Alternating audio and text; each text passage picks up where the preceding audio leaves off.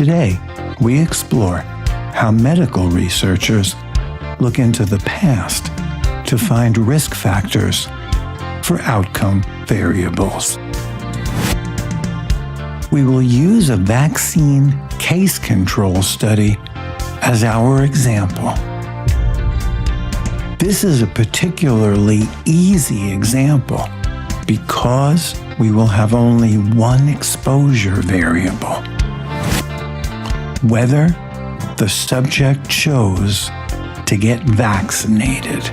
Yes, no, and that couldn't be more simple to teach from. We will also have only one outcome variable: hospitalized. Yes, no. So essentially, we have two yes-no variables, also known as indicator variables, and we couldn't have an easier example to teach from.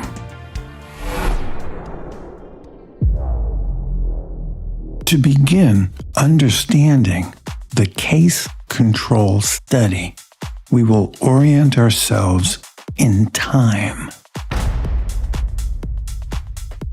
Let's start with 963 cases, and I'll ask you, what is a case in this simple example?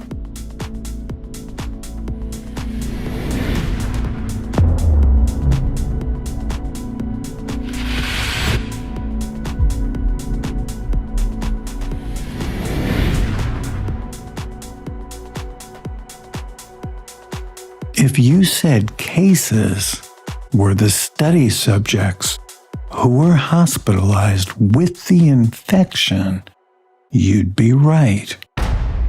Because what we want to do with this simple case control study is we want to compare people who were hospitalized with a certain infection against people who tested positive for that infection, but never had to go to the hospital.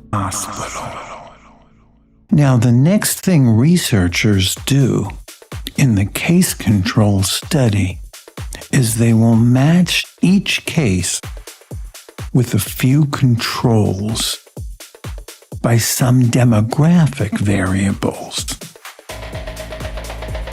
Now, ask yourself, what are examples of demographic variables? Age, gender, geographic location, income, education. These are all demographic variables. Ethnicity or race would be another example of a demographic variable. Now, let's say the researchers managed to get 1,842 controls. But I have to ask you, what is a control in the case control study? Without knowing that, you won't understand the purpose and rationale of a case control study. So what is a control? If you said the controls weren't hospitalized, but still did test positive for the infection, you'd be right. The controls had the infection, but somehow their immune systems were able to deal with the infection to such an extent that they didn't have to go to the hospital. And so cases and controls can be compared to see if there are any significant differences.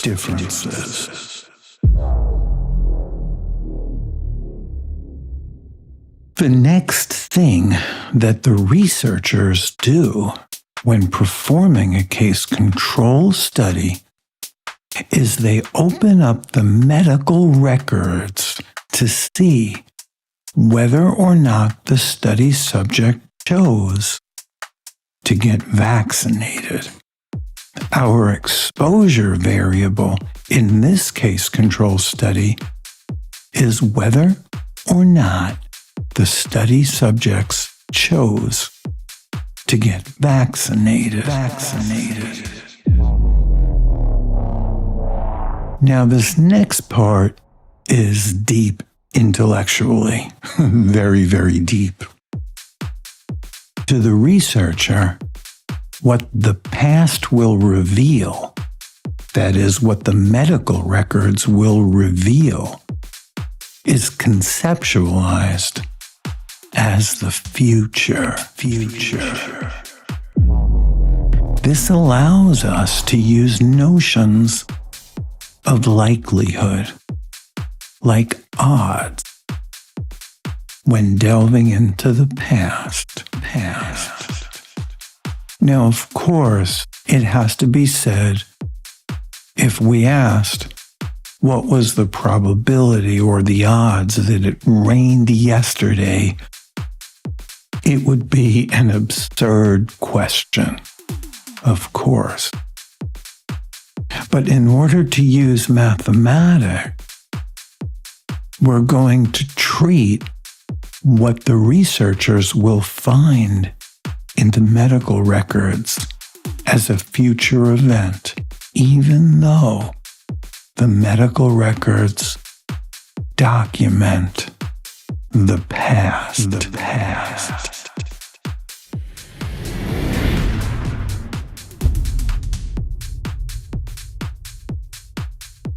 Let's go to a sample exam question with actual numbers. A researcher wishes to estimate the vaccine effectiveness. Notice I said effectiveness and not efficacy. Can you answer why I had to use the word effectiveness and not efficacy? Think about it. The reason? Because this is an observational study where we can't test for cause and effect. We must use the word effectiveness rather than efficacy. Let's continue. A researcher wishes to estimate the vaccine effectiveness in protecting against hospitalization from a community-acquired respiratory infection. Among the 963 cases, write that down, randomly sampled from various emergency rooms, 385 chose to be vaccinated. Write that down.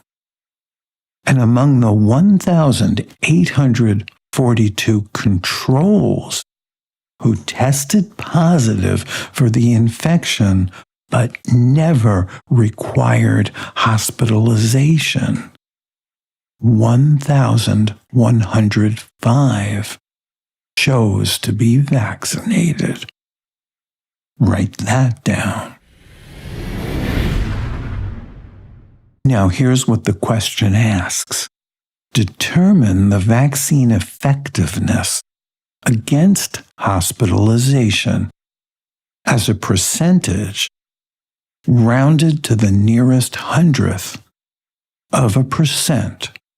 So that's going to be something in the form of point something percent.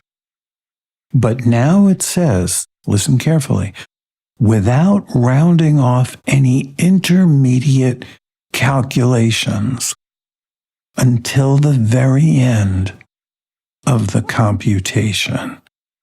What does that last qualifier mean? without rounding off any intermediate calculations until the very end of the computation. What that means is you don't put stuff into the calculator, then write it down on a piece of paper, rounding it off, and then you put it back into the calculator and you do something else, and then maybe you write it back down on the piece of paper. Whenever I see students doing that in class, I know that they're going to have low grades. And my job, in part, is to show you how to put this whole thing into the calculator so that you can do this question without round-off error.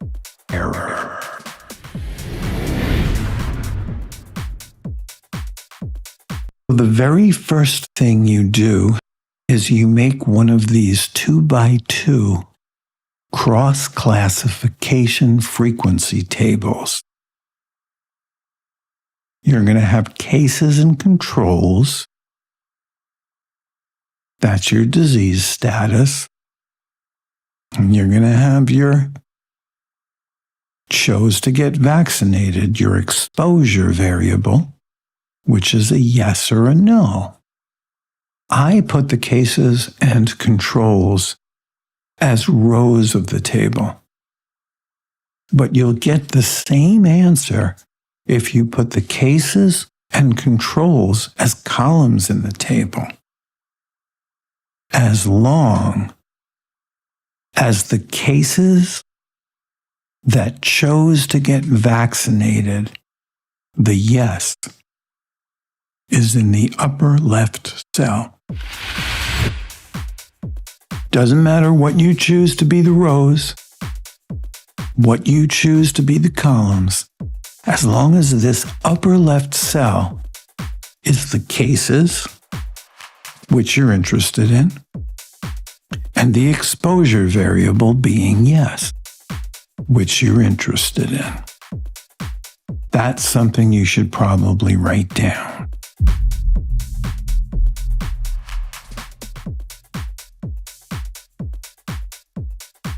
So once you have this table shell, that's what it's called, a table shell, constructed, we take the 963 cases that we got from the words, and the fact that 385 of them chose to get vaccinated, and we put it in the table shell.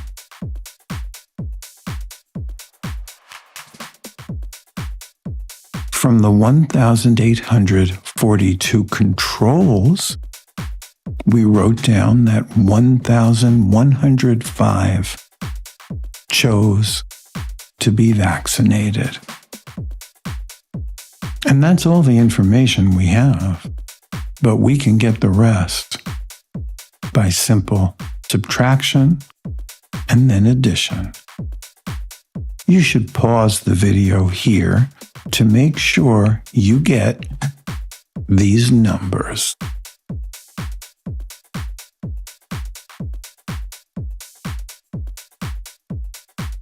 Now, to calculate vaccine effectiveness, we use the formula. Vaccine effectiveness is 1 minus the odds ratio, quantity, times 100%.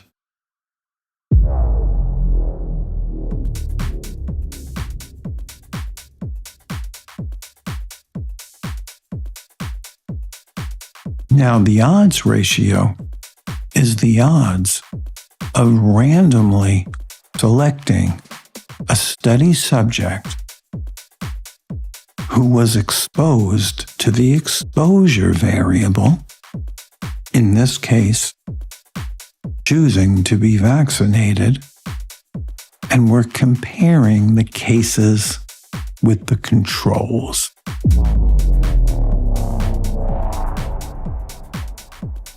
Here's something I should expose your consciousness to.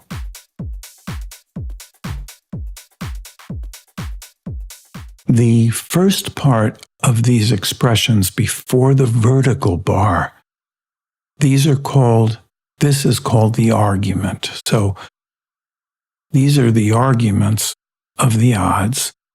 And after the vertical bar, these are called conditions. So whenever you do an odds ratio, we look at the odds of going into the medical records and finding that the study subjects were exposed, and the conditions that we're comparing are cases versus controls. Case control study, cases in the numerator, controls in the denominator. Argument, condition.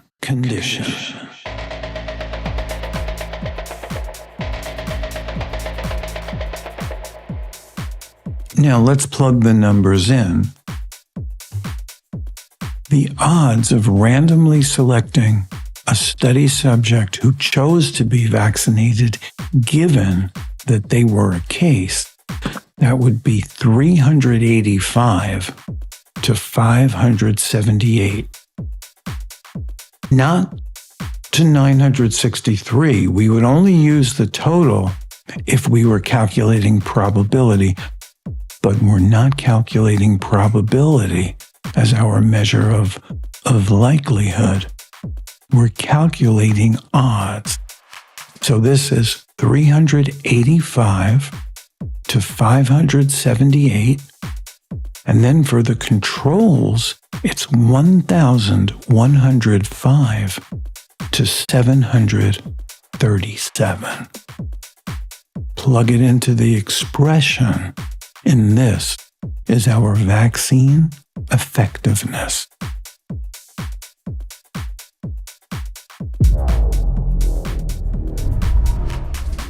In the instructions to this problem, we were told not to round off any intermediate calculations. So we have to be able to take this expression and put it into the calculator to get our answer. And so we're going to be using the parenthesis button, then 1 minus, then we put the numbers in, and we're going to close the parenthesis. And then after we close the parenthesis, it's times 100. But notice, I don't use the percent key. The reason why I don't use the percent key is because the answer has to be as a percentage. So we multiply it by 100, but to keep the units of percent, we don't type in the percent key. So please write that down.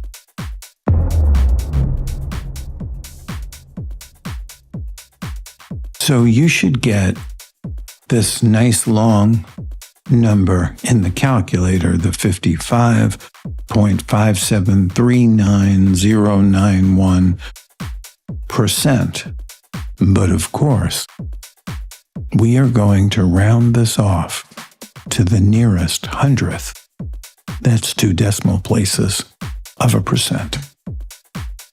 And so we get the vaccine effectiveness was observed to be, now that's very scientific language, was observed to be 55.57% effective against hospitalization, rounded to the nearest hundredth of a percent.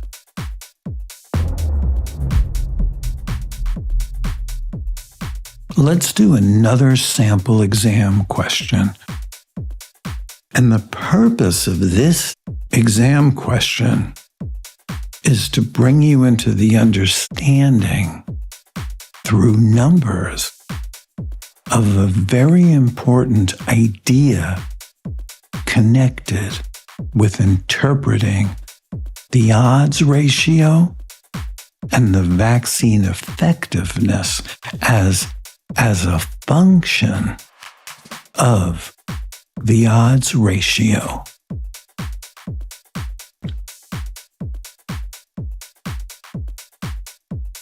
A researcher wishes to estimate the vaccine effectiveness in protecting against hospitalization from a community-acquired respiratory infection. Among the 100 cases randomly sampled from various emergency rooms, 24 chose to be vaccinated. And among the 100 controls, same number, who tested positive for the infection but never required hospitalization, 24 chose to be vaccinated.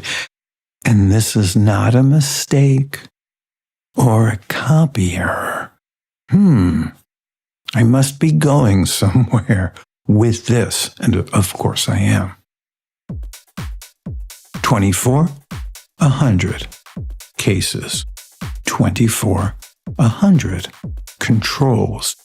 But I want you to experience putting this in to the same formula that we used before, so you see clearly and understand clearly where we go from this. So we start out with the same exact paradigm. 24 chose to get vaccinated out of 100 cases. Out of 100 controls, 24 chose to get vaccinated. Okay, let's put in the rest of the numbers. So here would be a good time to pause the video and do your subtraction and then your addition. Here's your table. Let's go through the same exact process we went through before. So the vaccine effectiveness is 1 minus the odds ratio times 100%.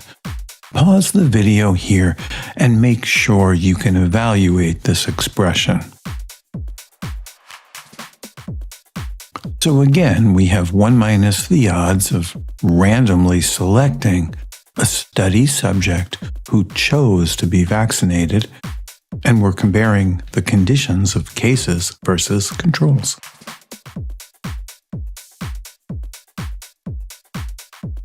So here we have 1 minus, now the numerator is 24 over 76, and the denominator also is 24 over 76. And of course I picked that on purpose because I'm going somewhere with that.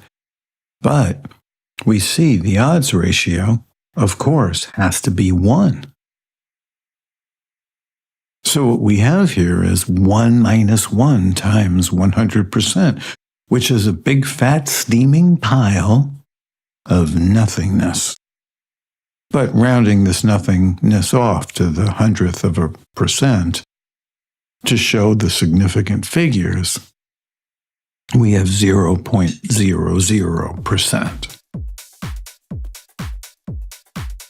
So in scientific language, we say the vaccine effectiveness, not efficacy, because it's an observational study. The vaccine effectiveness was observed to be, and we round this steaming pile of nothingness off to 0.00% effective against hospitalization.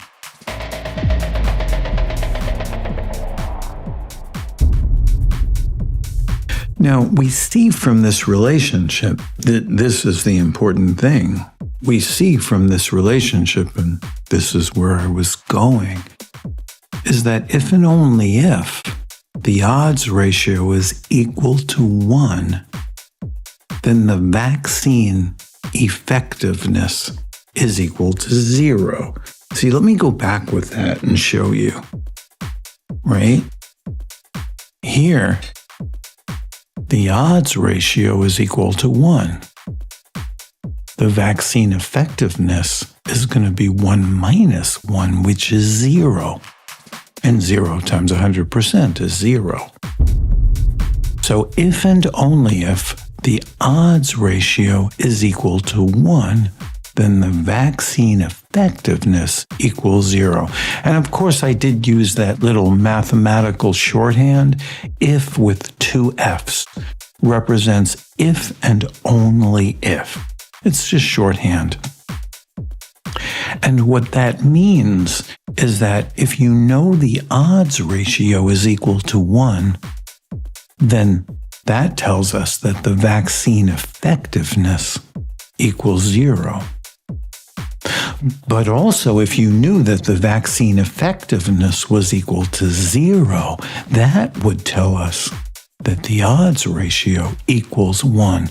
So we call this a biconditional, because bi means it goes both ways. We call this a biconditional implication. We can also say this is logically equivalent. That's just a little math we're getting into.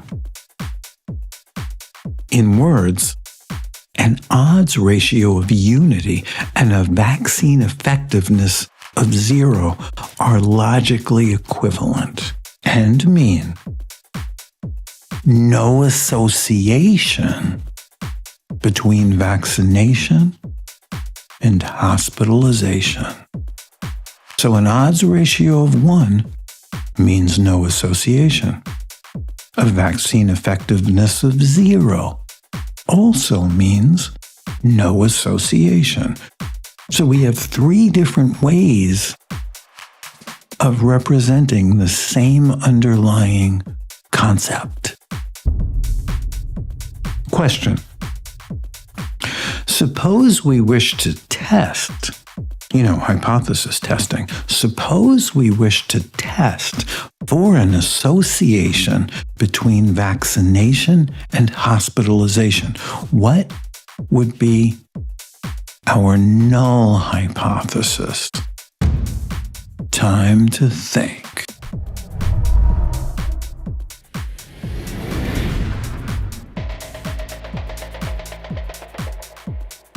So the answer is, we could specify the null hypothesis in 3 equivalent ways.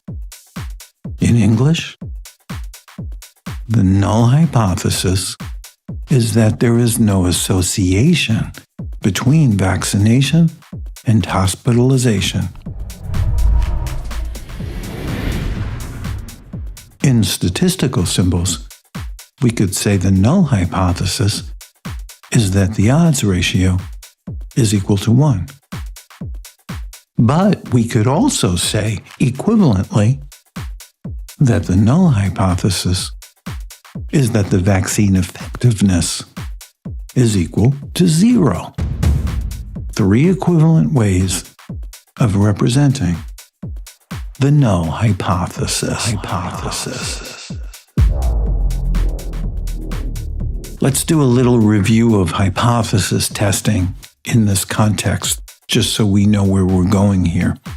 So here's a multiple choice test question that I would put this on a flashcard. If I was a Stats 1 student, I would put this on the front of a flashcard and the answer on the back. A statistically significant result means A, we have rejected the null hypothesis. B, we have failed to reject the null hypothesis. C, we have proved the null hypothesis. D, we have disproved the null hypothesis.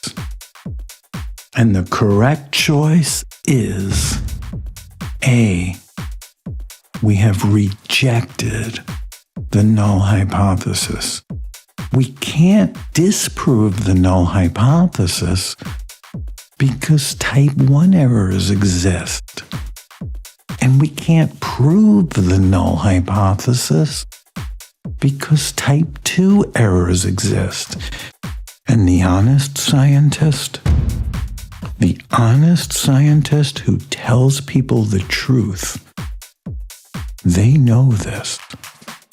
An honest medical doctor who takes biostatistics in a medical school, the honest medical doctor knows this.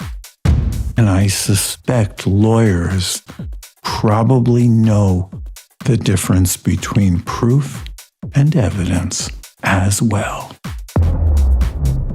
That's my little public service announcement, but that was my opinion and was speculatory as to what medical doctors and politicians know or don't know.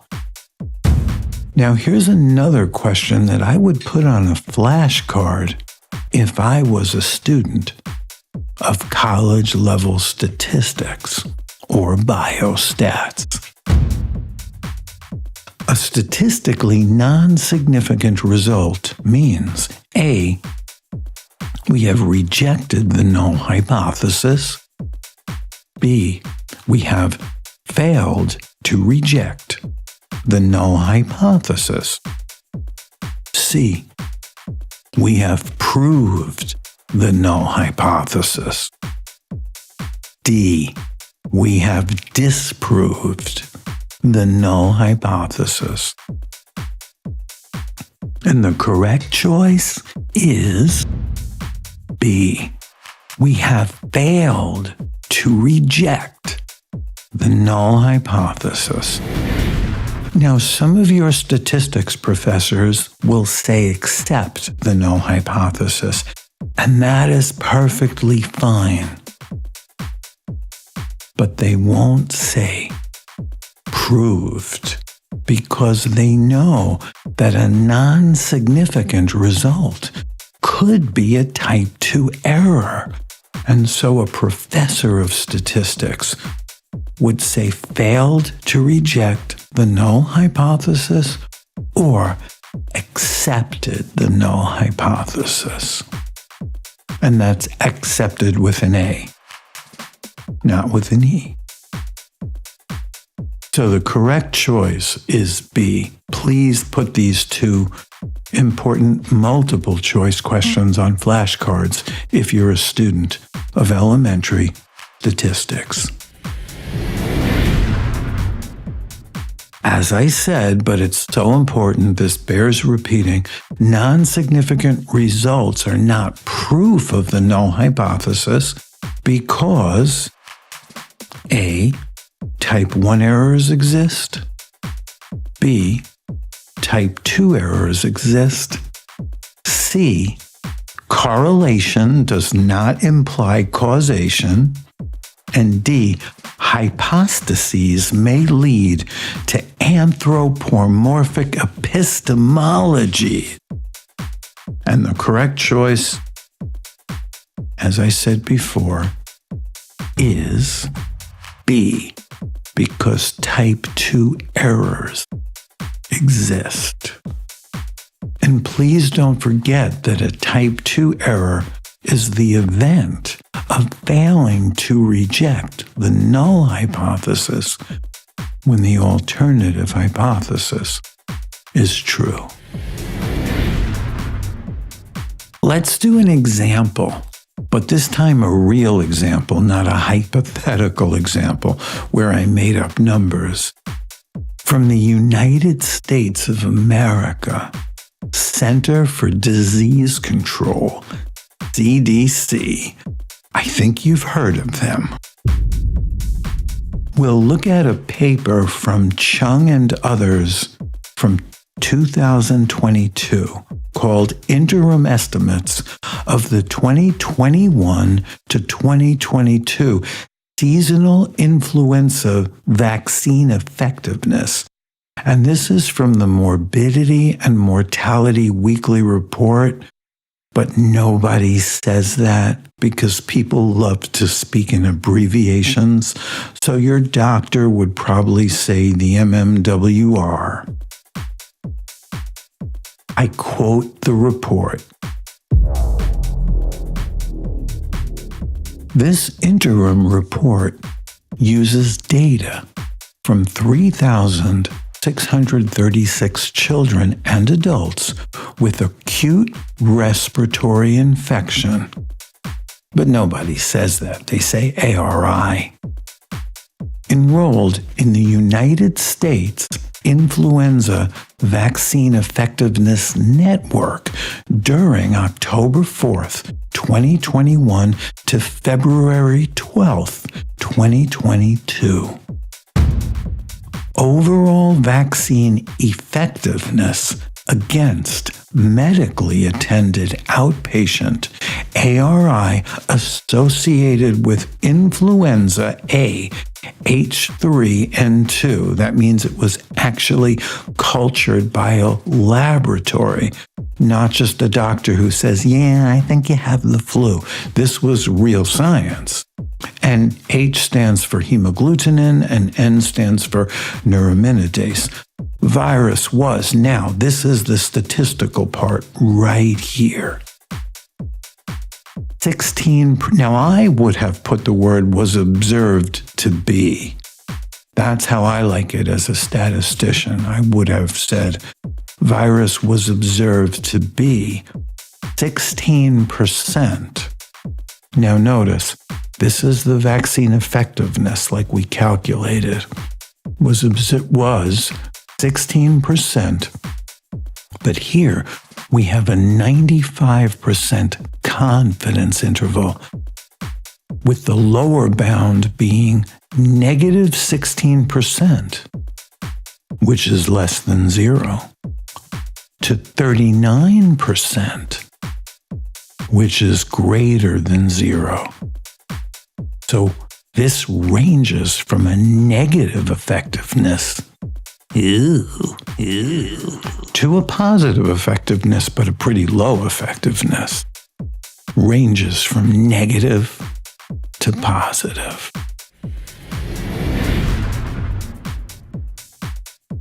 Now let's look at this as if it was a multiple choice test question.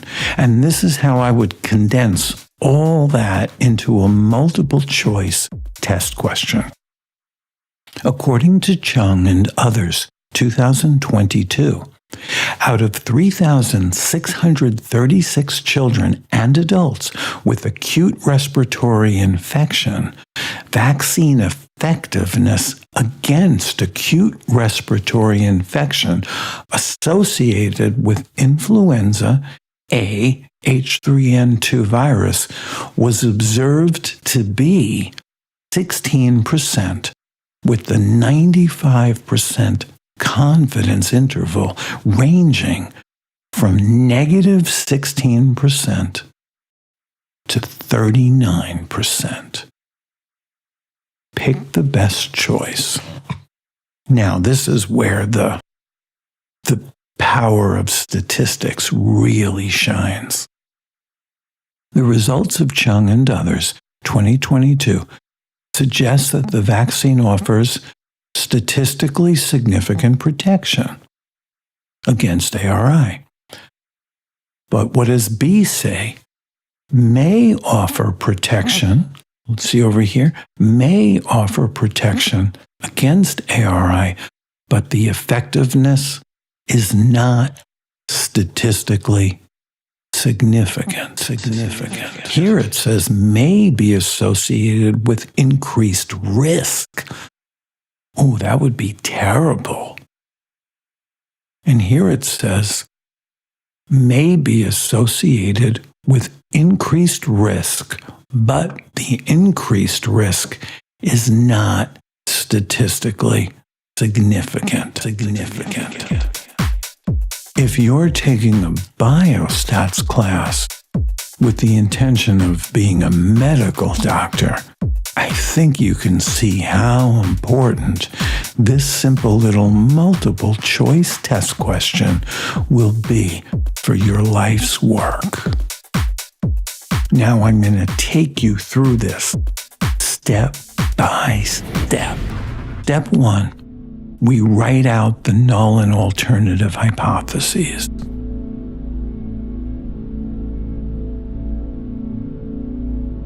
The null hypothesis is that the vaccine effectiveness is 0. There's no association. And the alternative hypothesis is that there is an association, which would mean the vaccine effectiveness is not equal to 0. This means that this vaccine could be protective, or it could actually increase the risk. Step 2, we inspect the confidence interval. See, this is negative, this is positive. This covers 0. It covers 0. That means we have to fail to reject the null hypothesis.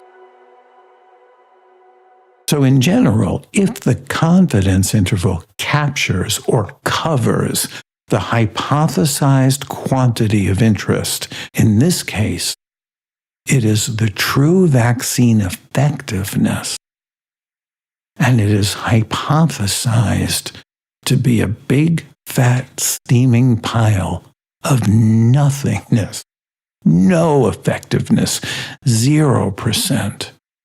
If the confidence interval captures or covers the hypothesized quantity of interest, then we fail to reject the null hypothesis, which is what we did.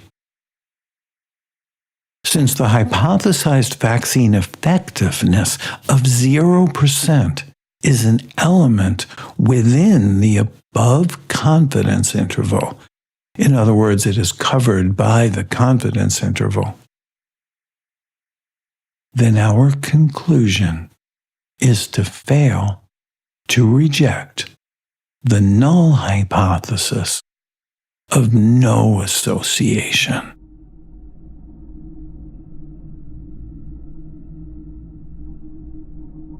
In other words, the results suggest, notice I don't say prove, don't ever say prove.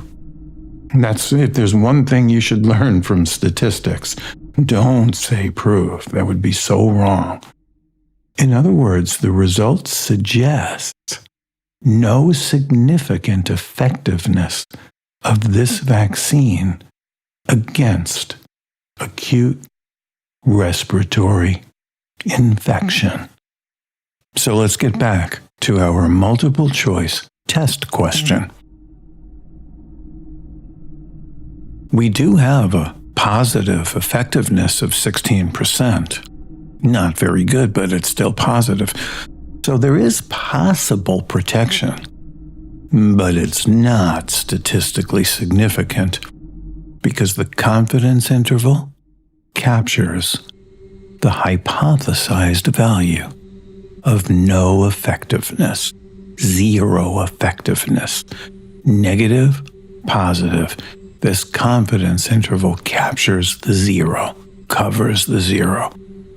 Possible protection, but not significant. And that is choice B. The results of Chung and others, 2022, suggest that the vaccine may offer protection against acute respiratory infection, but the effectiveness is not statistically significant. Remarks. This example is one tiny little sliver of a nuanced and sophisticated piece of a larger analysis. And this particular non-significant vaccine effectiveness example is not meant to serve as an indictment against the effectiveness of vaccines in general.